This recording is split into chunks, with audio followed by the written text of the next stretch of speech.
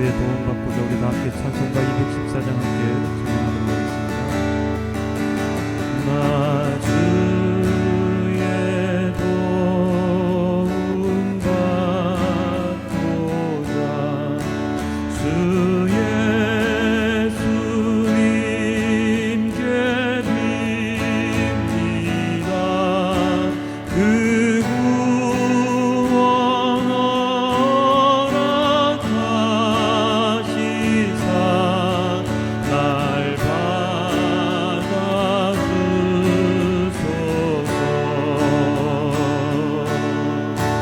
내 모습 이대로 주 받아주소서. 날 위해 돌아가신 주 날 받아주소서.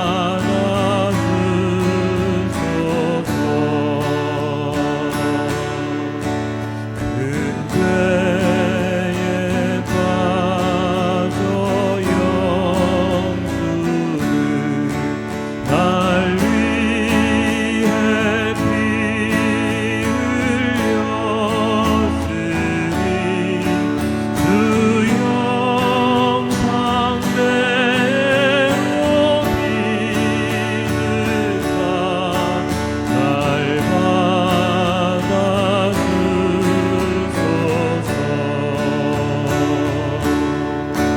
내 모습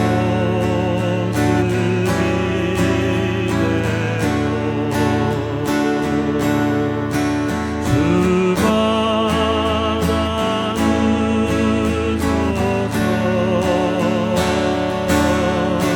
날 위해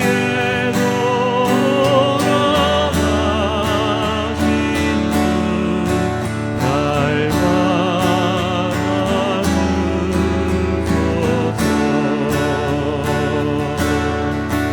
내 힘과 결심 약하여 늘 깨어지기 쉬우니 주 이름을 구원해 날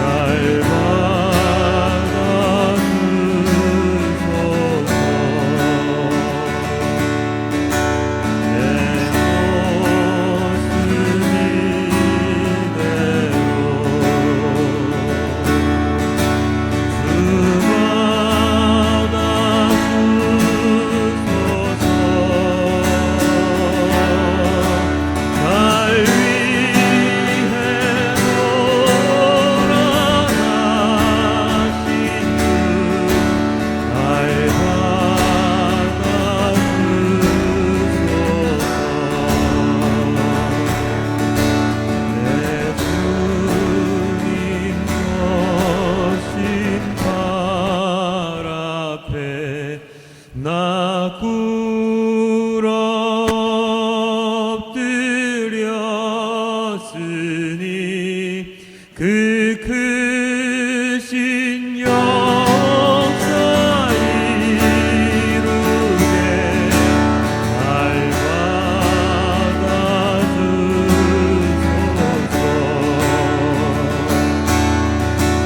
내 모습 이대로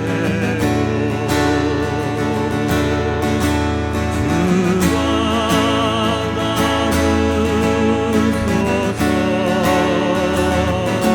받아주소서.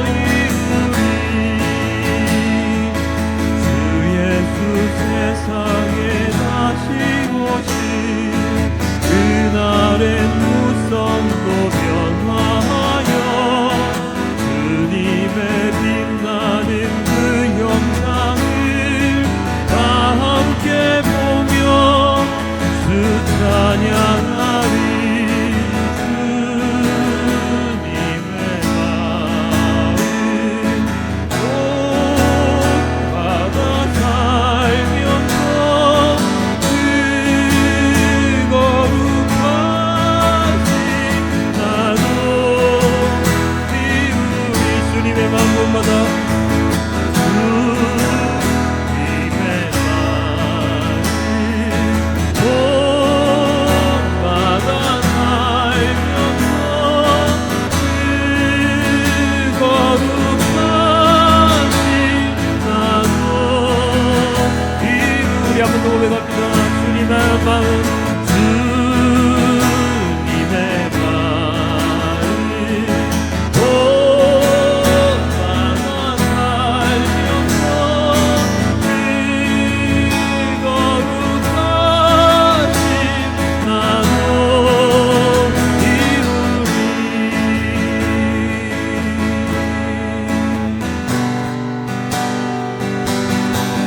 찬송가 446장입니다. 주음성의 은하에 찬양하도록 하겠습니다. 주음성 외에는 참 기쁨 없도다. 날 사랑하신 주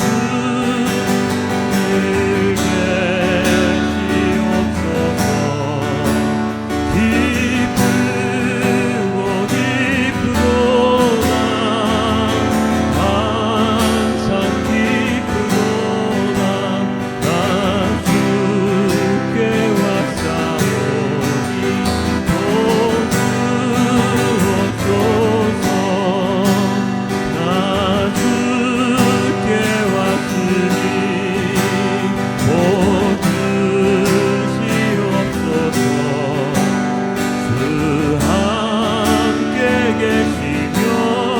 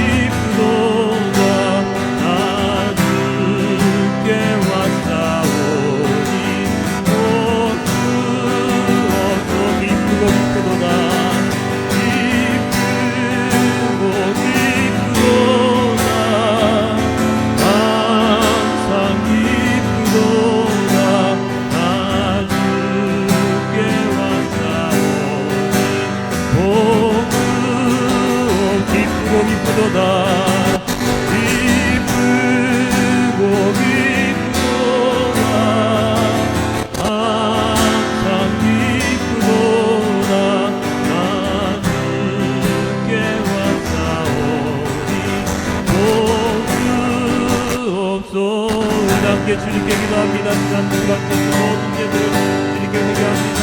함께 주님께 기도 참회 기도 함께 올리도록 하겠습니다. 함께 기도하시겠습니다.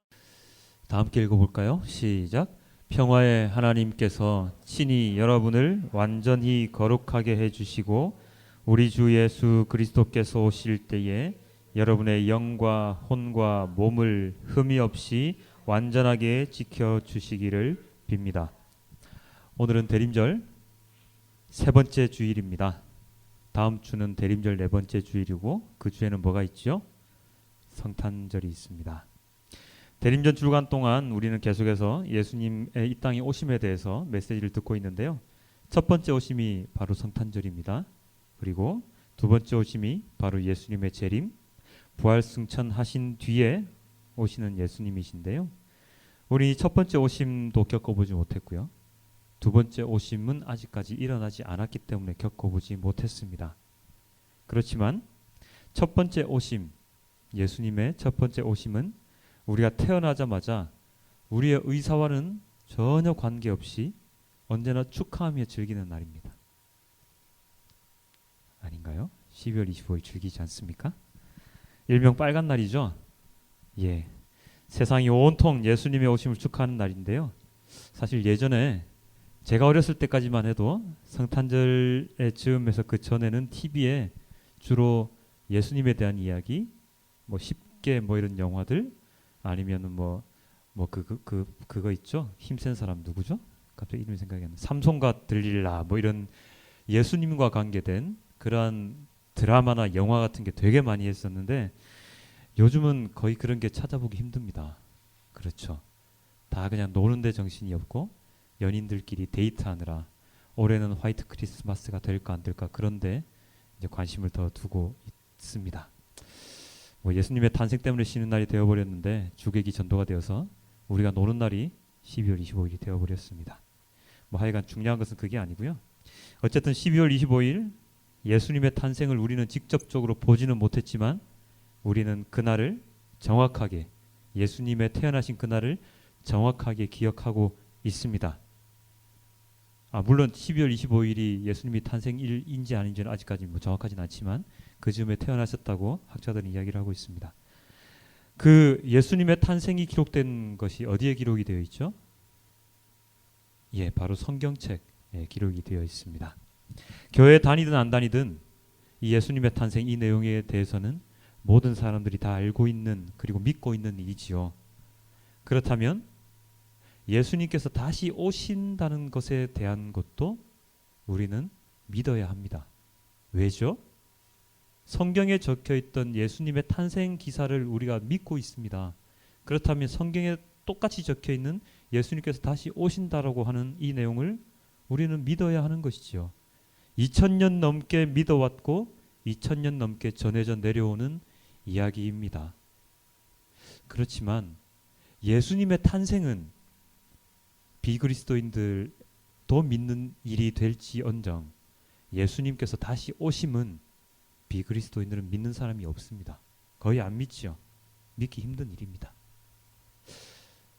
그렇다고 하더라도 우리 그리스도인들은 예수님의 재림을 믿어야 합니다. 그 이유가 바로 방금 우리가 읽었던 데살로니가 전서 5장 23절에 나와 있는데요. 여기 보시면 세 번째 줄에 이렇게 나와 있죠. 우리 주 예수 그리스도께서 오실 때에. 이 데살로니가 전서가 적힌 때는 예수님의 탄생 이전이 아니라 예수님이 부활 승천하신 이후에 바울 사도가 쓴 책이거든요. 그러니까 예수님이 주 예수 그리스도께서 오실 때에라고 하는 말은 다시 오신다는 얘기입니다. 부활 승천한 다음에 다시 오신다는 얘기죠. 예수 그리스도는 분명히 오십니다. 물론 언제 오실지는 모르지만 분명히 오신다고 여기도 적혀 있고 그 외 여러 성경책에 적혀 있습니다. 그 예수님께서 오실 때에 우리는 어떻게 해야 된다고요? 영과 혼과 몸이 흠이 없이 완전하게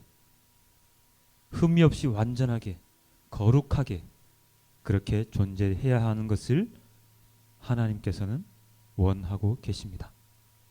그 거룩함을 위해서 해야 하는 것이 우리가 오늘 읽었던 본문 데살로니가 본문에 나와 있는데요. 항상 기뻐하라, 쉬지 말고 기도하라, 범사에 감사하라, 성령을 소멸하지 말고 예언을 멸시하지 말고 범사에 좋은 것을 취하고 악을 버리라. 이게 가지수가 한 7가지 8가지 좀 많아 보이긴 한데 쭉 살펴보면 거의가 다 하나의 맥락을 가지고 있는 것을 깨달을 수 있습니다. 5장 16절입니다. 함께 읽어보겠습니다. 시작. 항상 기뻐하라. 항상 기뻐해야 됩니다. 항상 기쁘십니까? 안 기쁩니다. 항상 기쁠 수가 없습니다. 왜 그렇죠? 짜증도 나고요, 화도 나고요. 아유, 그냥 막 들이받고 싶을 때도 있고 너무 힘듭니다. 왜 그렇습니까? 인간의 감정이 그렇게 생겼기 때문입니다. 인간의 감정에 몇 가지가 있습니까? 대표적으로 네 가지. 예, 그렇습니다. 희노애락 있죠. 희, 기쁘리, 노, 노할로, 슬프레, 락, 즐길락. 희노애락 이 네 가지. 이것이 인간의 모든 감정을 표현을 하고 있거든요. 이 네 가지 때문에 인간은 기본적으로 항상 기뻐할 수만은 없는데 성경에서는 우리에게 항상 기뻐하라고 이야기를 하십니다. 주님의 말씀에 따르고 순종하며 살아야 되기 때문에 항상 기뻐하긴 해야 되겠는데 어떻게 될지 모르겠습니다. 화를 어떻게 참죠?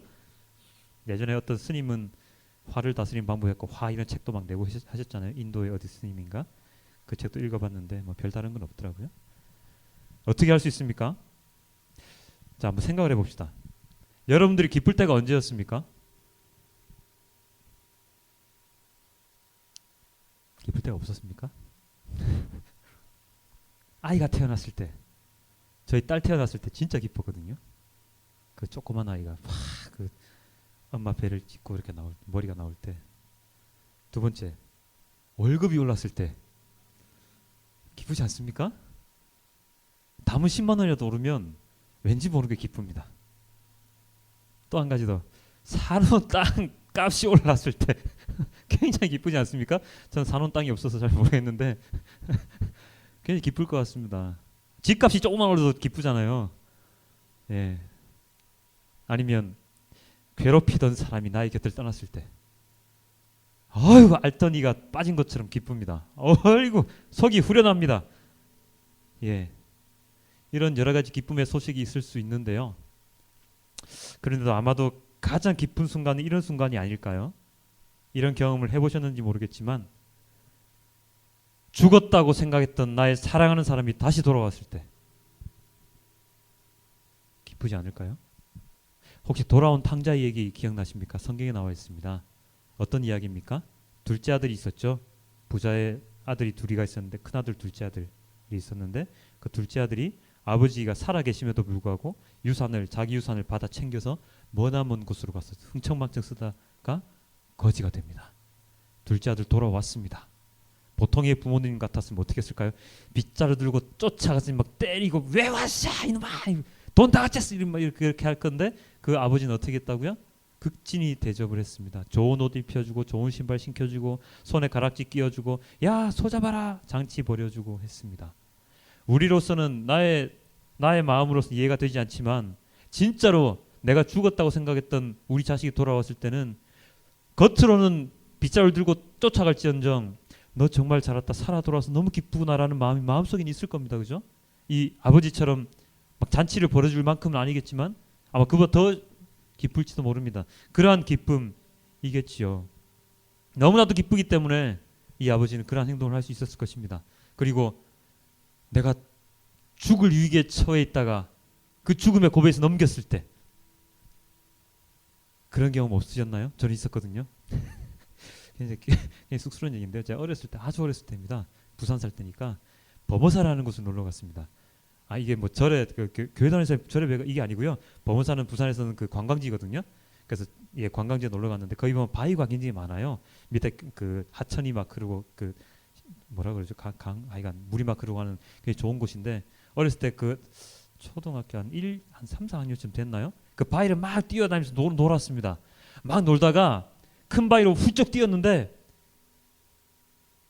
착지를 잘못하면 그 떨어질 뻔하는 거예요. 그래서 손으로 억지로 꽉 부여잡고 그때는 누구한테 살려달라 얘기도 못 하겠더라고요. 아무 말도 안 나오는데 혼자서 낑낑낑낑 나 이제 죽었다 어떻게 하지 또 이런 생각하다가 억지로 하다가 제가 딛고 올라와서 그 바위로 올라왔어요.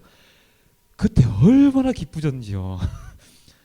어린 마음에 정말 죽었다 싶었거든요. 근데 알고 보면은 바로 한 1m 정도 밑에밖에 안 되는데 그 어린 마음에는 그 순간이 너무나도 두렵더라고요. 이제 죽으면 어떡하나. 그런데 그때 그 바위를 딛고 올라왔을 때 너무 기뻤습니다. 그 죽음의 그 공포에서 그게 무슨 죽음의 공포야 하실지 모르지만요. 어렸을 때 그 마음 그런 게 있었습니다. 정말로 기뻤습니다. 너무 기뻤습니다. 그래서 누구한테 자랑도 못하고 의기양양하게 부모님한테 달려갔던 부모님이 몰랐을 거예요. 제가 왜 그때 그렇게 웃으면서 왔는지 몰랐을 겁니다. 그러한 기쁨이 있었습니다. 그런데 제가 겪었던 이 기쁨, 그 다음에 아까 그 돌아온 탕자의 아버지가 겪었던 그 기쁨을 우리는 매일같이 누릴 수가 있습니다. 그 기쁨을 맛볼 수가 있습니다. 어떻게 해요? 왜요? 왜냐하면요, 우리는 죄를 지을 수밖에 없는 사람이고 죄인이기 때문에 우리가 끝까지 살아서 육신의 죽음을 맞이하게 되면 영원한 죽음에 빠질 수밖에 없는 존재였는데, 하나님께서, 예수님께서 우리를 구원하여 주셔서 우리가 걸어가는 그 길이 사망의 길이 아닌 생명의 길이 되기 때문입니다. 지금 당장에 죽으면 정말로 영원한 죽음에 빠질 수밖에 없는 저희를 구원하여 주셔서 살아날 수 있도록 주님께서 허락하여 주셨기 때문입니다. 죽은 자를 살리신, 내가 죽음의 고비에 있었을 때 살아났을 때처럼, 내가 죽었다고 생각했던 우리 자식이 살아 돌아왔던 때처럼 우리는 매일같이 죽었다가 살아났다가 죽었다가 살아났다를 반복하고 있거든요. 그런데 우리는 그걸 느끼지 못할 뿐이죠. 느끼지 못할 뿐이죠. 바로 이 주님의 구원 때문에 우리는 이런 기쁨을 언제나 누릴 수가 있는 것입니다. 이 기쁨, 하나님께서 우리에게 더불어 주신 우리의 이 생명의 기쁨, 이 기쁨을 우리는 언제나 가지고 살아가야 합니다. 슬플 때에, 너무나도 낙심하고 너무나도 힘들 때 생각합니다. 아이씨, 죽어버릴까? 나 이 세상에 살아서 뭐해? 그러다가 다시 한번 생각을 해보죠. 아, 그래 나 때문에 십자가에 못 박혀 돌아오신 예수님이 있잖아. 그분 때문에 나는 다시 살 수 있는 소망이 있을 거야 라고 생각을 합니다. 그러면 그 슬픔에서, 그 힘듦에서 헤어나올 수 있는 힘이 생깁니다. 사기를 당해가지고 내가 가지고 있던 모든 재산을 다 날려버렸습니다. 길거리에 나앉게 생겼습니다. 너무나도 힘들지요. 그렇게 해서 자살한 사람도 되게 많잖아요. 그 순간, 아, 예수님께서 나를 살려주셨지, 주님께서 나를 살려주신다고 하셨으니까 반드시 또 다른 길이 있을 거야 라고 마음을 고쳐먹고 새롭게 재기하려고 노력을 하면 그 사람은 반드시 다시 일어날 수 있습니다. 기쁨으로 재기할 수 있습니다. 우리가 재기하지 못하고 그 고난 가운데서 자기의 목숨을 버리는 그런 선택을 하는 이유가 뭡니까? 그것은 바로 내가 이 세상에서 더 이상 살아갈 희망이 없다고 생각하는 그 절망감 때문이죠. 그렇지만 그 절망을 희망으로 바꿔주신, 그 절망을 희망으로 바꿔주신 그 하나님이 주신 그 새 생명이 있기 때문에 우리는 그 모든 것을 이겨낼 수 있고 우리는 기쁘게 살아갈 수 있습니다. 죽음에서 살아났을 때 그 기쁨을 우리는 매일같이 누릴 수 있는 것입니다. 이것은 막연한 상상에서의 기쁨이 아닙니다. 우리가 실제적으로 언제나 누리는 기쁨이어야 합니다. 항상 그리고 누릴 수도 있습니다. 이러한 하나님의 구원의 역사를 깨닫고 살아갈 때 우리는 항상 기뻐하라 말씀하신 하나님 아버지의 말씀을 우리가 몸소 체험하면서 살아갈 수 있는 것입니다. 그 기쁨을 항상 기억하라는 것입니다. 그래서 항상 기뻐하라 라고 이야기를 하고 계시죠. 그 다음 구절이 뭐였을까요? 이거였습니다. 쉬지 말고 기도하라. 우리는 쉬지 말고 기도해야 됩니다. 아유, 저는 사람 열심히 기도해요. 아침에도 기도하고 점심에도 기도하고 저녁에도 기도하고. 근데 또 무슨 기도를 하라고요? 한번 질문 한번 해볼까요? 그 기도 제목이 주로 어떤 겁니까? 주로 이런 것 아닌가요? 저 건강하게 해주세요. 저희 가족들 건강하게 해주세요. 저희 딸 좋은 대학 가게 해주세요. 저희 딸 진로 앞길 창창하게 해주세요. 우리 남편 사업 잘 되게 해주세요. 내가 지금 하고 있는 일 잘 되게 해주세요. 혹시나 이런 것들 아니었을까요? 저도 마찬가지입니다. 저도 그런 기도를 많이 하죠. 그런데 오늘 여기서 쉬지 말고 기도하라라고 나와 있는 이 말씀은요, 그러한 기도가 아닙니다.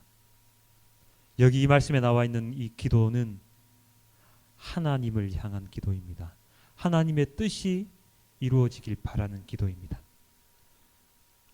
원어적으로 설명을 드리면 좀 더 쉬울 것 같아서 제가 원어를 약간 어려운 말 두 개를 쓸 건데요. 이 기도라는 낱말 단어의 원어에 두 가지의 표현이 있습니다. 무엇이냐면 한 가지는 프로슈코마이라는 단어가 하나가 있고요. 그 다음에 또 한 가지는 데오마이, 세오마이라는 단어가 있습니다. 이 두 가지의 단어가 있는데 프로슈코마이라고 하는 이 단어는 사람의 필요를 채우기 위한 기도를 이야기를 합니다. 그리고 데오마이라고 하는 기도라는 단어의 뜻은 예배하는 마음으로 하나님께 초점을 맞추고 기도하라는 뜻입니다. 오늘 이 데살로니가 전서 5장 17절에 쓰여진 여기에서 기도는 프로시코마이가 아니고 데오마이입니다. 즉 쉬지 말고 하나님께 예배하는 마음으로 하나님께 초점을 맞추고 기도해라. 너의 물질적인 것, 너의 장래, 너의 가족의 건강, 그리고 개인적인 욕구의 충족, 이런 것을 위한 기도가 아니라 하나님을 생각하면서 하나님께 온 정신을 다한 기도를 하라 라는 뜻이죠. 그렇기 때문에 구별되어져야 합니다. 쉬지 말고 우리가 기도해야 할 것은 하나님께서 우리를 구원해 주심으로 인한 감사, 그리고 미래에 오실 예수님의 재림에 대한 소망, 그리고 믿음, 그리고 육신의 죽음 이후에 우리가 가게 될 하나님 나라에 대한 간구의 기도가 되어야 하는 것이죠. 항상 기뻐하는 것과 이것은 연관이 있습니다. 그죠? 나의 생명을 새롭게 살려주신 구원의 그 기쁨을 누림, 그리고 그 구원의 기쁨을 주신 하나님께 언제나 기도드리는 쉬지 말고 기도함, 이 두 가지는 분명히 연관성이 있는 것입니다.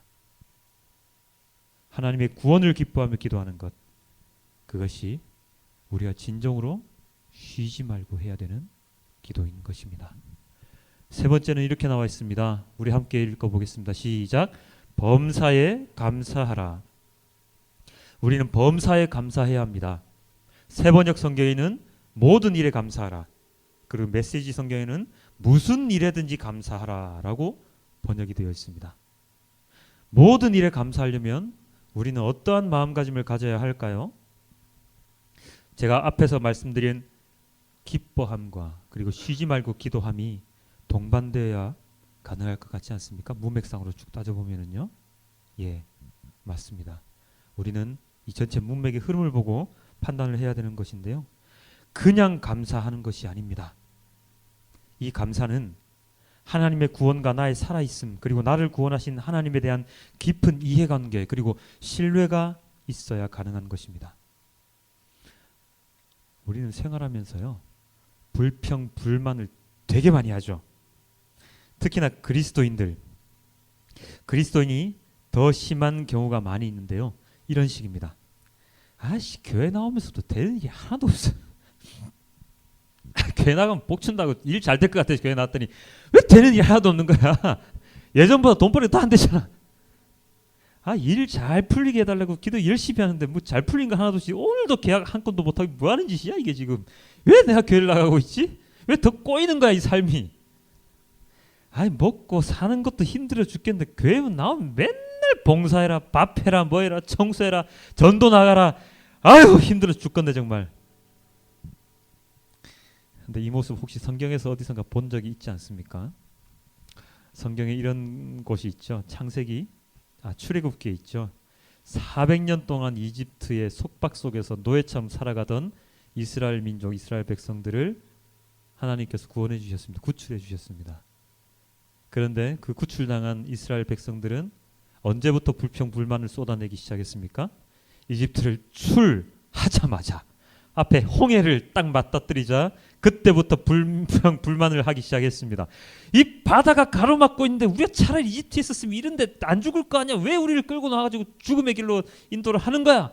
그래서 홍해 갈라서 건너해 주셨습니다. 광야에 갔죠. 또 어떤 불만합니까? 아이씨 사막 같은 데서 물도 없고 뭐하는 짓이야. 차라리 이집트에 있었으면 고기도 먹고 얼마나 맛있게 잘 지냈을 건데 노예 생활을 했지만 그렇게 해서 물을 주셨지요. 그 다음에 또 어떤 불평불만합니까? 뭘 먹고 살아라는 거야? 하나님 뭘 주셨죠? 만나와 메추라기를 주셨습니다. 주실 때 뭐라고 하셨습니까? 하루치만 꼭 거둬라. 토요일 빼고 하루치만 꼭 거둬라. 이틀치 거두면 나머지 하루치는 다 썩어 없을 거니까 절대로 거두지 마라. 사람도 어떻게 했죠? 에이 설마? 이틀치 사흘치 막 걷어서 막 쟁겨놨습니다. 옆에다 천막 옆에다가 어떻게 됐습니까? 다 썩어서 냄새났죠. 왜 그렇게 됐을까요? 그들은 하나님을 안 믿었거든요. 믿을 수가 없었거든요.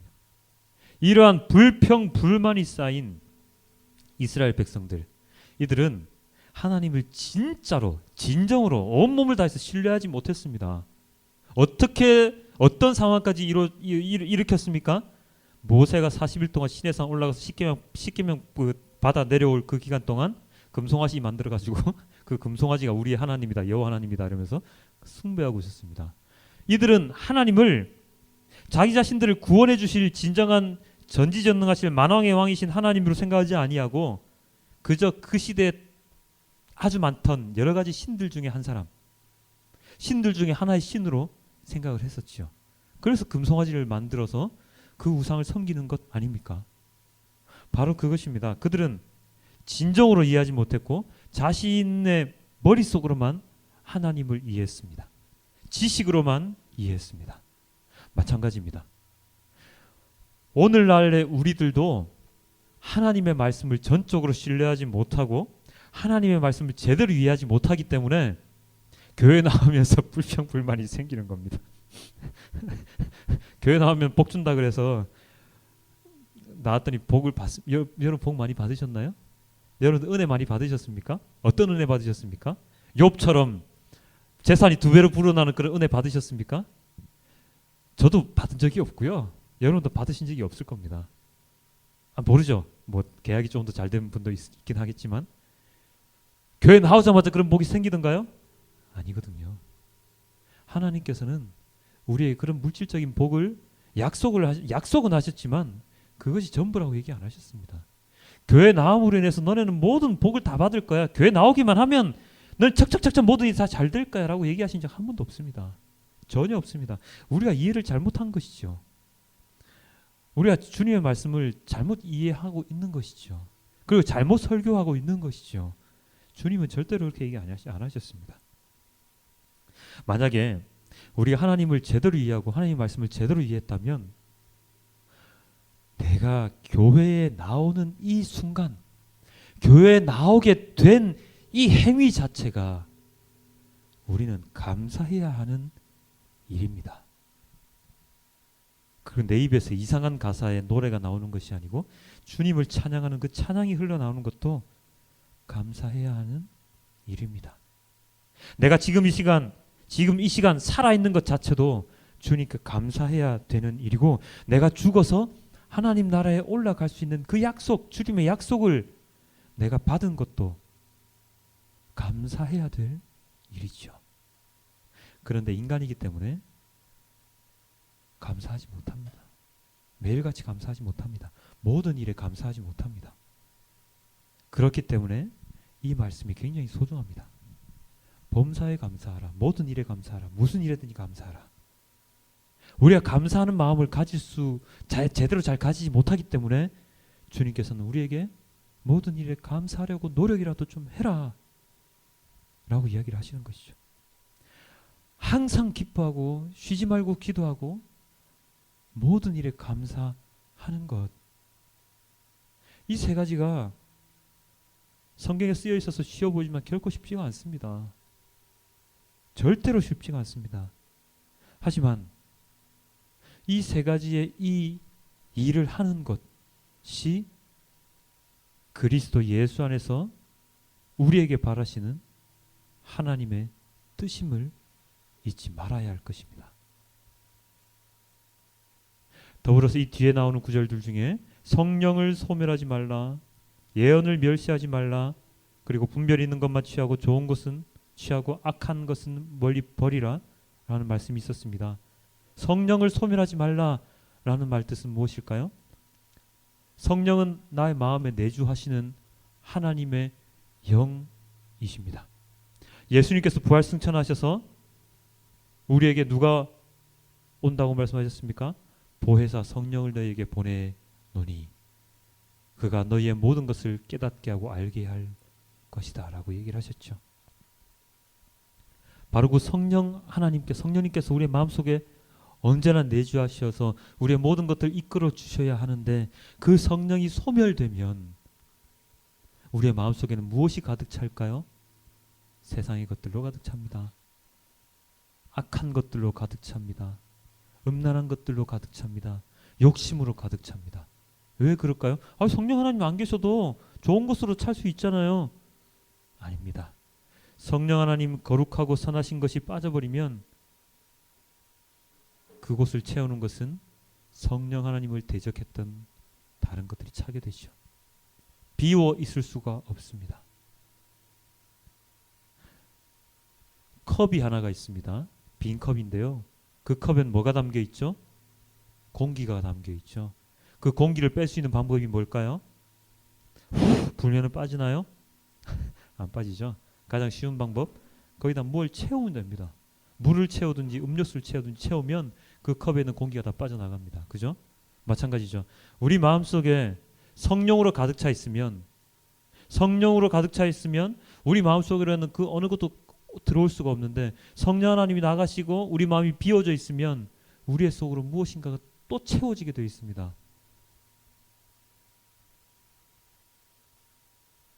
선한 것, 옳은 것이 나가면 악한 것, 더러운 것이 들어오게 되어 있죠. 그렇습니다. 그렇기 때문에 성령을 소멸하면 안 되는 것입니다. 그리고 또한 예언을 멸시해서는 안 됩니다. 예언? 요즘도 예언을 하는 사람이 있나요? 전도사님? 공식적으로 예언의 은사, 예언은 성경시대에 끝났습니다. 구약시대, 신약시대에 끝났습니다.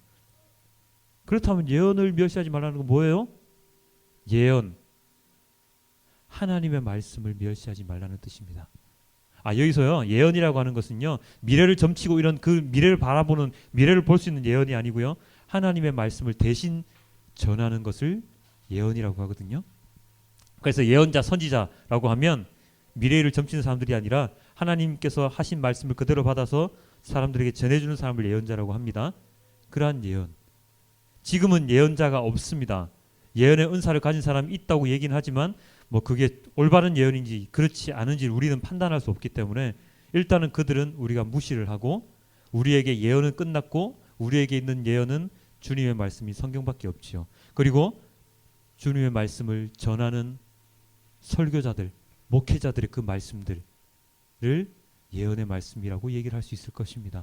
그 예언의 말씀을 무시하면 안 됩니다. 단 올바른 말씀에 한해서이죠. 그릇된 말씀 전하는 자, 잘못된 말씀 전하는 자, 거짓된 말씀을 전하는 그러한 것들은 우리가 쳐다봐서는 안 되는 것입니다. 그것을 올바른 말씀인지 아닌지를 우리가 구별해내기 위해서 우리는 또 분별함을 가져야 하고요. 분별력을 가져야 되고 이 영적인 분별력을 통해서 우리는 올바른 것, 선한 것을 취할 수가 있고 악한 것을 버릴 수가 있는 것입니다. 성령을 소멸하지 말라, 예언을 멸시하지 말라, 그 다음에 악한 것을 버리고 선한 것, 좋은 것을 취하라 라고 나와 있는 이 뒤에 구절들이 바로 이러한 내용들로 채워져 있는 것입니다. 좋은 것을 취하고 선한 것을 취하고 악한 것을 버리고 우리가 살아가는 것, 그리고 범사에 감사하고 쉬지 말고 기도하고 그렇게 하는 모든 것들이 무엇 때문이라고요? 바로 예수님의 다시 오심, 예수님께서 오셨을 때 우리의 모습을 보시고 너네들 잘 살았구나라고 얘기하실 것을 우리가 기대하기 때문에 해야 되는 것들입니다. 잘 기억하시길 바랍니다. 오늘의 본문에서 이사야 선지자는 이렇게 얘기를 했죠. 주 여호와의 영이 내게 내리셨으니 이는 여호와께서 내게 기름을 부으사 가난한 자에게 아름다운 소식을 전하게 하려 하심이라. 나를 보내사 마음이 상한 자를 고치며 포로된 자에게 자유를, 갇힌 자에게 노임을 선포하며 여호와의 은혜의 해와 우리 하나님의 보복의 날을 선포하여 모든 슬픈 자를 위로하되 함께 위로하되가 끝이네요. 위로하되라고 나와 있습니다.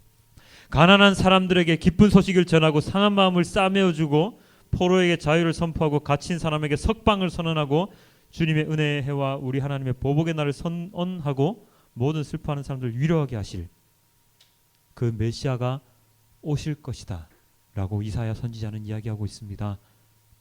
그가 누구시라고요? 바로 예수 그리스도이시죠. 예수 그리스도는요, 이 구절에 따르면 부자들 권력자들 위해서 오신 것이 아닙니다. 물론 모든 사람들, 모든 영혼들 위해 이 땅에 내려오셨습니다. 그런데 그 중에서도 가난하고 마음이 상하고 포로가 되고 갇힌 자들, 이러한 자들을 먼저 언급을 하셨습니다. 슬퍼하고 위로받아야 될 사람, 갇힌 자들을 먼저 언급하셨다는 것은 예수님의 그 사역이 어떠한 곳에 초점이 맞춰질지를 이야기를 해주신 것이죠. 이 예수님의 관점을 우리가 닮아가야 되고 예수님의 보시는 곳을 우리가 보아야 합니다. 이 말씀 구절에 따르면 우리는 어떤 사람이 되어야 할까요? 가난한 자가 되어야 됩니다. 없는 사람이 되어야 됩니다. 있는 사람 부자가 아니라 가난한 자가 되어야 됩니다. 그러면 전도사님, 우리가 가지고 있는 모든 재산 다 버리고 저 빈민촌으로 가서 살아야 됩니까? 저 노숙자가 돼야 됩니까? 아닙니다. 그 뜻은 아니죠. 우리가 추구하는 것을 부와 명예와 권력이나 이러한 세상 것들에 두지 말고 하나님의 것에 두라는 뜻입니다. 세상의 재물을 모으기 위하여 살아가지 말고 하나님의 나라에 쌓을 재물을 위하여 살아가라는 뜻입니다. 그리고 세상에 소외된 곳, 세상의 손길이 닿지 않는 곳으로 우리의 눈길을 돌리라는 이야기죠. 금요 예배 때 요새 마태복음을 보고 있는데요. 우리 산상수훈을 우리가 묵상을 하면서 이런 구절이 하나가 있었습니다. 기억나시겠죠? 심령이 가난한 자는 복이 있나니 천국이 그들의 것이며, 여기에 나오는 가난함을 제가 그때 당시에 설명을 드릴 때 이렇게 설명을 드렸습니다. 여기에 있는 가난함은 재산이 없고 모든 것을 다 버리고 나의 육신이 거지처럼 살아가는 것이 아니라 나의 심령이 너무나도 가난해서 이제는 주님 밖에는 내가 더 이상 기댈 곳이 없는 그러한 상태, 그것을 가난한 자라고 이야기한다고 그때 말씀을 드렸습니다. 내가 벼랑 끝에 몰려서 더 이상 내가 기댈 곳이 없을 때, 그 벼랑 끝에 모인 그 순간 내가 찾을 수 있는 곳은 주님, 하나님 밖에 없는 그 상태, 그 상태를 가난한 상태라고 이야기를 드렸지요. 바로 그러한 자가 되어야 하는 것입니다. 오직 주님만 바라보는 그러한 사람이 되어야 되고요. 세상의 모든 상처로 인해서 피폐해지고 가냘퍼진 나의 이 심령을 주님께 맡기는 그러한 자가 되어야 되는 것입니다. 그런 사람들을 위해서 예수님께서는 이 땅에 오셨다고 말씀을 하십니다. 내가 너무나도 잘나서 아무것도 필요 없는 자에게는 주님께서는 손을 내미시지 못합니다. 왜냐하면 그들은 하나님께 손을 벌리지 않기 때문입니다. 그들은 가질 거 다 가졌거든요. 필요할 게 없거든요. 하나님께 기댈 필요가 없거든요. 심령이 가난하지 않고 나의 삶이 궁핍하지 않기 때문에 하나님을 찾을 수가 없습니다. 그래서 우리는 심령이 가난한 자, 나의 마음이 가난한 자가 되어야 됩니다. 그리고 주님께서는 포로된 자를 자유하게, 갇혀있는 자를 자유하게 해주신다고 했습니다. 내가 그럼 군대에 들어가서 제 적군에게 잡혀서 포로가 되어야 됩니까? 아닙니다. 포로되고 갇힌 자는 어디에 포로되고 갇힌 자냐면 죄에 포로되고 죄에 갇힌 자들입니다. 우리는 지금도 죄를 짓고 있고요. 앞으로도 계속 죄를 지을 것입니다. 죄의 포로가 되어서 죄라는 그 감옥 속에서 나오기 힘든 자들이죠. 그런데 예수님께서는 그 죄의 속박으로부터 우리를 풀어주십니다. 죄의 속박으로부터 풀어주셔서 우리를 구원해 주십니다. 그러한 자유함을 우리는 누릴 수가 있습니다. 우리는 매일같이 회개함으로써 주님 잘못했습니다. 죄 용서해 주십시오. 그렇게 말을 할 때마다 주님께서는 우리를 용서해 주십니다. 그것이 바로 죄의 포로에서 갇힌 자에서 자유케 해주시는 주님의 예수님의 그러한 모습입니다. 우리는 그렇게 되어야 하는 것이죠. 이 은혜를, 이 주님의 사랑을 우리는 언제나 누릴 수가 있는 것입니다. 해방의 자유를 맛볼 수가 있는 것이죠. 그런데 이 모든 것은 무엇을 통해서 가능하다고요? 그것은 바로 하나님에 대한 믿음, 예수님의 복음에 대한 믿음 때문에 가능합니다. 하나님을 진정한 자기 자신들의 구원자로 여기지 않았던 이스라엘 백성들, 우상을 만들어서 섬겼던 그런 백성들처럼 살아가는 것이 아니라 주님을, 하나님을, 예수님을 진정한 나의 주님으로 삼고 살아가는 믿음을 가지고 신뢰하며 살아갈 때 이 모든 것들이 가능해지는 것입니다.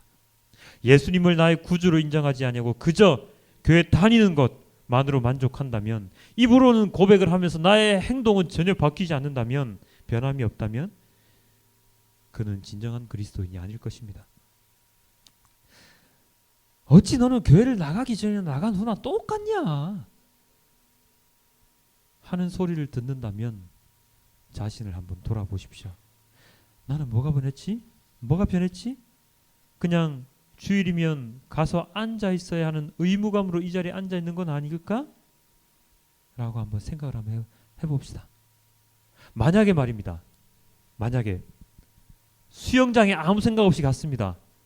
하지만 수영장에 가서 수영을 하지요. 그럼 그 사람은 어떻게 됩니까? 건강해집니다. 근육이 붙지요. 만약에 헬스장 갔습니다. 아무 생각 없이 그냥 갔어요. 근데 헬스하는 사람이 이 아령 들고 좀 왔다 갔다 하세요. 이 다리 이 하는 것 좀 하세요. 합니다. 어떻게 됩니까? 건강해지죠. 다리가 튼튼해지죠. 그런데 교회에 왔습니다. 아무 생각 없이 왔습니다. 근데 막 말씀을 좀 하십시오. 기도 좀 하십시오. 찬양 좀 하십시오. 이렇게 얘기를 하는데 아유 뭐 말씀이 무엇이고 온 것만 해도 감사하지 뭐. 아유 저는 이 정도 감사해야 돼요. 라고 생각을 한다면 그 사람이 변할 수 있을까요? 과연 변할까요? 물론 궁극적으로 변합니다. 왜냐하면 하나님께서 해주시기 때문에. 그런데 수영장을 갔어요. 물속에 뛰어들어서 수영을 해야 되는데 수영장 물 밖에서 아이고 사람들 수영 잘하네. 아이고 저 아가씨 몸매 죽이네. 라고 밖에서 쳐다보고 있으면 그 사람 튼튼해집니까? 안 튼튼해지죠. 헬스장 갔어요. 헬스장 갔는데 사람들 아령 들고 막 역기하고 막 이런 모습 봅니다. 런닝머신 막 뛰는 모습 봅니다. 아이고 저렇게 땀 흘리고 열심히 해서 뭐해? 아이고 튼튼해지겠네 라고 생각만 하고 가만히 있어요. 그 사람 튼튼해집니까? 건강해집니까? 안 되죠. 똑같습니다. 수영장을 가건 헬스장을 가건 자기 자신이 물속에 뛰어들고 런닝머신 위에서 뛰어야지 그 사람이 건강해지는 것이죠. 마찬가지입니다. 교회에 왔어요. 누군가 막 얘기를 합니다. 좀 하세요. 이것 좀 해보세요. 안 해요. 저는 그냥 물 밖에서 그냥 구경하는 게 그런 낙으로 살 거예요. 라고 하면 수영장 간 의미가 진짜 없는 겁니다. 아이고 뭐 저 무거운 거 들어서 뭐 해요. 그냥 걸어 다니는 것만 해도 숨쉬기 운동하는 것만 해도 좋죠. 건강해질까요? 건강해질 수도 있겠죠. 근데 그 헬스장 간 의미가 없지 않습니까? 교회 왔어요. 좀 하세요 라고 했을 때 조금이라도 해보려고 노력을 합니다. 그러면은요 그 사람이 변하는 모습이 시시각각으로 보입니다. 그건 제가 많이 경험한 것이기 때문에 자신 있게 말씀드리죠. 가장 큰 표본이 여기 있잖아요. 저의 변한 모습. 아마 저를 대학교 때나 그전에 알았던 사람들이 저의 모습을 보면 상당히 놀랄 겁니다. 야, 네 입에서 그런 말이 다 나오냐?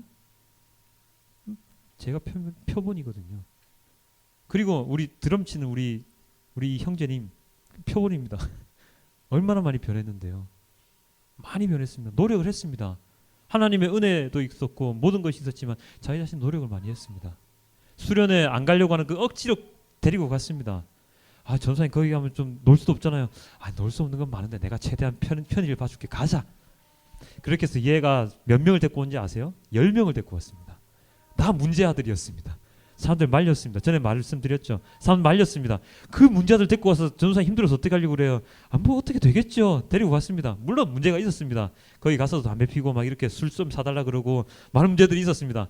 하지만 끝까지 붙들어 앉혀놓고 함께 예배했습니다. 수련회 장소에서 기도했습니다. 걔들이 울며 불며 기도하고 찬양 따라하고 했습니다. 물론 갔다 와서 또 똑같아졌지요. 그렇지만 2년이 지나고 3년이 지나고 그 변한 모습이 제 눈에 보이더라고요. 보입니다. 노력을 했거든요. 아무리 대형교회 가고 아무리 좋은 목사님의 말씀을 들어도요, 목사님 좋은 말씀입니다, 오늘 은혜 많이 받았습니다 하고 집에 딱 가서 그 말씀대로 안 살면 그 사람은 똑같은 삶을 살 수밖에 없습니다. 안수 집사 받지요. 교회 공부 열심히 해서, 성경 공부 열심히 해서 세례 받지요. 아이고 감사합니다, 세례 주셔서. 세례 증명서 정말 필요했는데, 내 대학 가려면 세례 증명서 필요했거든요. 점수 받아서 대학 들어갔어요. 똑같습니다. 안 하면은요, 내가 해야지 변할 수 있는 것이죠. 그래서 오늘의 이 데살로니가 전서의 말씀이 너무나도 소중한 겁니다. 항상 기뻐하라. 쉬지 말고 기도하라. 범사에 감사하라. 성령이 소멸되지 말게 하고 예언을 멸시하지 말고 악한 것들을 버리고 좋은 것, 선한 것들을 분별력 있게 취하라. 그런 노력을 해야지 우리가 변할 수 있는 것입니다. 그것을 주님께서는 원하시고, 그렇게 노력을 해서 변하고 있는 우리의 모습을 예수님께서 내려오셔서 다시 보셨을 때 정말로 기뻐하실 것입니다. 요즘 세상을 한간에 굉장히 뜨겁게 달구는 기사거리가 있죠. 뭔지 아시죠? 땅콩 회항 사건. 거의 일주일 가량 되는 것 같아요. 아직도 그 사건이 탑 기사에 올라와 있습니다. 야, 이렇게 길게 그 비행기 회항한 게 뭐라고, 이렇게 길게 뉴스 탑으로 계속 나오는 것, 진짜 세세하게 모든 걸 다 분석을 하더라고요. 심지어는 이제 그 부사장뿐만 아니라 그 밑에 있는 동생들까지 다 막 얘기를 해서 그 사람들 얘기를 떠올리고 있는데요. 저는 어느 순간 그런 생각을 해봤습니다. 만약에 그 비행기를 회항시켰던 그 여자가 그 대한항공의 부사장이 아니었다면, 만약에 그 사람이 부사장이 아니어서 그러한 서비스에 대해서 사무장이나 그 직원들에 대해서 욕설을 하지 않고 그 비행기를 회항하지 않았다면, 그 사람은 지금처럼 욕을 들을 필요도 없습니다. 전혀 그럴 필요가 없습니다. 그냥 평범한 승객이었다면 그런 어필을 할 필요도 없었죠. 컴플레인을 할 필요도 없었겠지요. 그런데 그는 자기의 직위 때문에 그러한 일을 할 수 있었고, 그리고 해서는 안 되는 일을 해버렸습니다. 할 수 있는 것까지는 괜찮은데 해서는 안 되는 일을 해버린 게 문제이죠. 동일합니다. 우리는 누구입니까? 하나님의 자녀들이고 그리스도인들입니다. 그렇기 때문에 우리는 어떠한 행동을 해야 됩니까? 그 신분에 맞는 행동을 해야 됩니다. 부사장이면 부사장답게 행동을 해야 되고, 사장이면 사장답게 행동을 해야 되고, 하나님을 믿는 사람, 예수님을 믿는 사람이면 믿는 사람답게 행동을 해야 됩니다. 그렇게 하지 못하면 세상에서 기독교를 욕하지요. 일반 세상에서나 있을 법한 돈을 횡령하고 그러한 일이 벌어지면 기독교를 욕하지요. 부사장처럼 그러한 욕을 듣지요. 그래서 우리는 우리의 직분에 맞는, 우리의 지위에 맞는, 우리의 신분에 맞는 일들을 해야 하고, 그리고 우리의 모습 그대로 살아가야 하는 것입니다. 그래야지만이 욕을 들을 일도 사과할 일도 없습니다. 세상 살아가는 것이 너무나도 힘들지요. 난 너무 좋아 죽겠어요 라고 하는 사람 있으십니까? 뭐 한 100에 1명은 있을 수도 있습니다. 근데 대부분의 사람들은 힘들죠. 요즘 세상 힘들지만 어떻겠습니까? 살아가야지요. 그렇게 말들을 합니다. 맞습니다.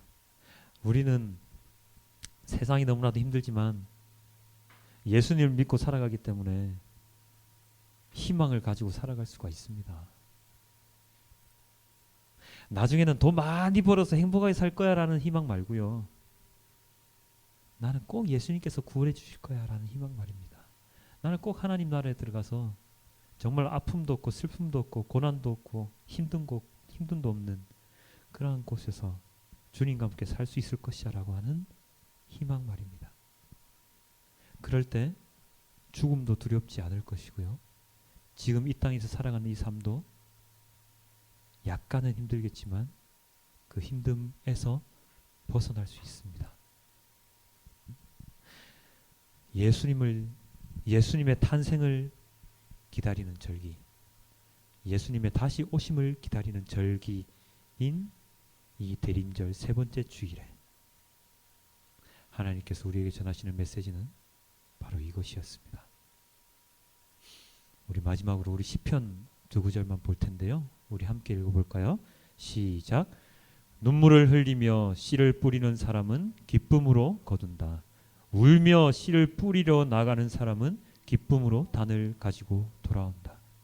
지금은 비록 눈물을 흘리고 있지만 눈물을 흘린다고 해서 그냥 그 자리에 주저앉아 울고 있지 않고 씨를 뿌리러 나아가서 씨를 뿌리고, 지금은 너무나도 슬퍼서 힘이 없지만 끝까지 그 씨를 뿌린 것을 수확해서 기쁨으로 돌아오는 우리가 될 수 있습니다. 그들이 바로 우리입니다. 오늘도 복음의 씨를 뿌리면서, 믿음의 씨를 뿌리면서 그 열매를 기다리고, 그리고 그 열매를 기쁨으로 거두시는 여러분들이 되시길 주님께 기도드립니다. 우리 다 함께 기도하시겠습니다. 아버지 하나님, 너무나도 감사합니다.